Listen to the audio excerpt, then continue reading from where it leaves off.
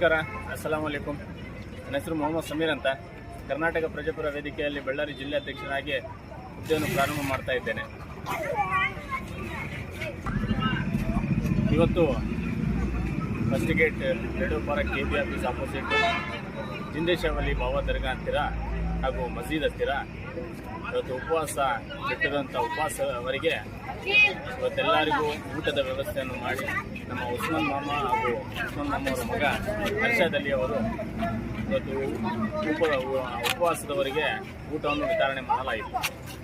ಹಾಗೆ ನಮ್ಮ ಸಂಘಟನೆಯ ರಾಜ್ಯಾಧ್ಯಕ್ಷರಾಗಿರುವಂಥ ಕನ್ನಡ ಶಫೀಸ್ ಸರ್ ಅವರು ನಮ್ಮ ಬಳ್ಳಾರಿನಲ್ಲಿ ಬಂದು ರಂಜಾನ್ ನಮಾಜನ್ನು ಆಚರಣೆ ಮಾಡಬೇಕಂತ ನಮ್ಮ ಹೃದಯಪೂರ್ವಕದಿಂದ ಅವರಿಗೆ ಸ್ವಾಗತವನ್ನು ಕೋರ್ತಾ ಇದ್ದೇವೆ.